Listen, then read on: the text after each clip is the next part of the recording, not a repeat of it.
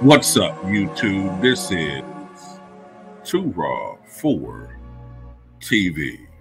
All right, so a new NBC News poll shows early voters overwhelmingly backing Kamala Harris over former President Donald Trump. So Vice President Kamala Harris, according to this poll, 51% of the registered voters who participated in this poll, 51% say they plan on voting early.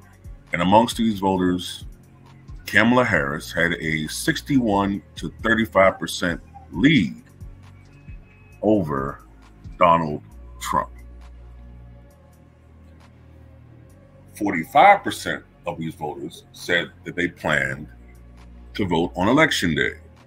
And amongst these voters, Trump had a 57 to 37% lead. So if you do the math, that means that Kamala Harris has, even when you factor in and combine the voters who are going to vote on Election Day, that still gives, by default, Kamala Harris a decisive popular vote lead. Now, you may also be saying, well, if you add 51 and 45, that's 96. What about the remaining 4%? Well, I think the remaining 4% basically said that they're undecided. They're not sure they're going to vote early or vote on Election Day. Now, on the surface, this seems to be ecstatic news for the Harris campaign, Harris voters, the Democratic Party, and bad news for Donald Trump. And it could be, possibly. But there's some things you have to consider, right? Number one, a lot of Kamala Harris's support are young people, okay? Young people are notorious in their fickleness as far as absolutely going out there and making sure that they're going to go out and vote. You know, they say they're going to vote. Oh, yeah, I'm going to vote for her. I'm going to vote for her. I'm going to vote. Yeah, I'm going to vote. Hey, man, it's October the 15th. You still going to vote early? Yeah. I'm going to vote early. Halloween comes. You still going to vote early? Yeah, man, I'm trying to. I just got stuff. And then Election Day comes, and they really don't want to go to the polls, and I don't want to have to deal with that. And then they wind up not voting. Well, then they say, well, it's just me. You know, I mean, I'm just one person. Not knowing that millions of people are coming up with the same excuse simultaneously, and then she fucking loses. That's possible. On one hand, young people came out for Barack Obama in 2008. In 2012, they did not come out for Hillary Clinton. Not in the numbers sufficient for victory. I remember the same thing happening with John Kerry. John Kerry's supposed to have this massive lead with young voters, but it didn't materialize on Election Day. Okay. Also, just early voters in general. Early voters,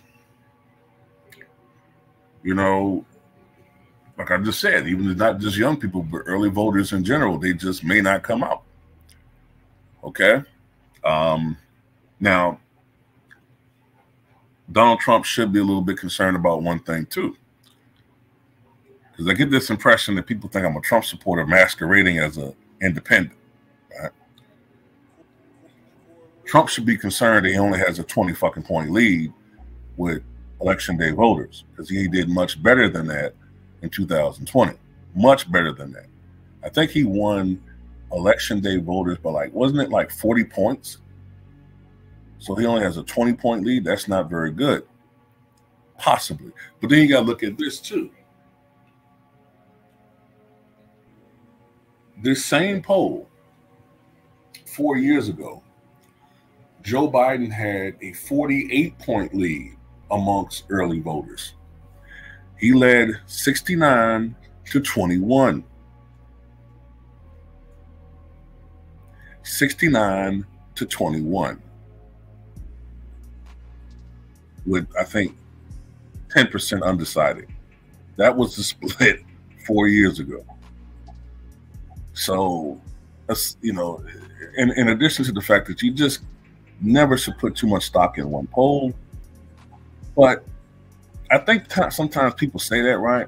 But then when they see a poll that they agree with, well, you see what the polling says. Yeah. I'm still of the opinion that this is going to be a very, very close election.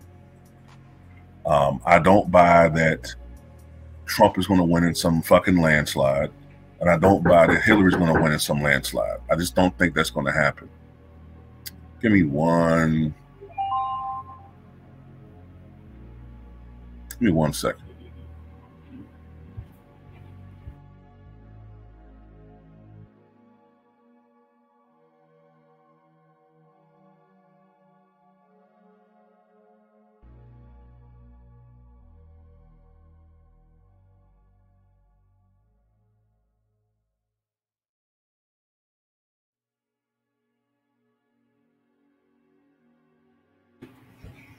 All right, I'm back.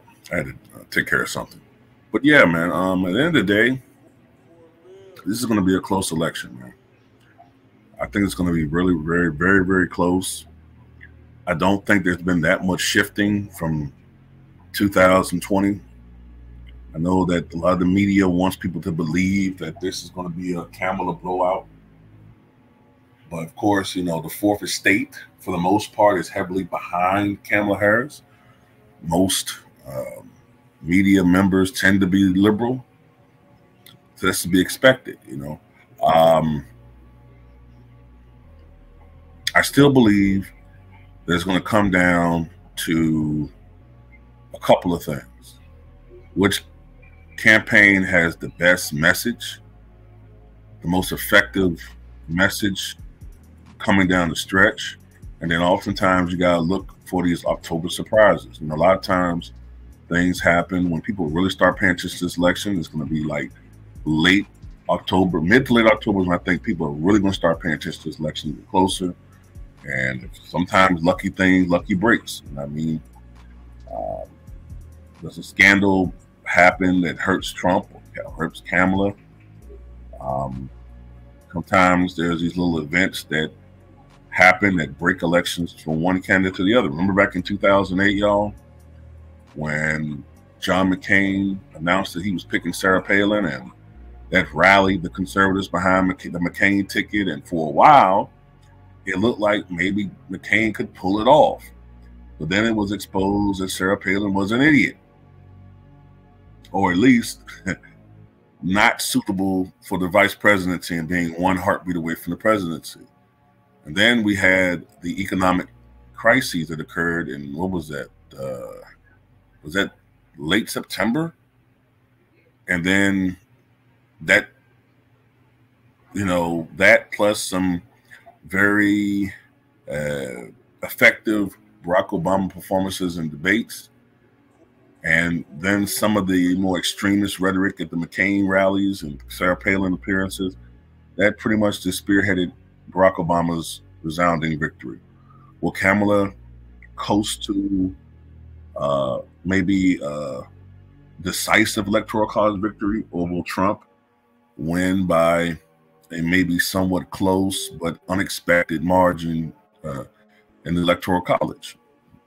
I don't know. But we'll see, man. But tell me what you guys think.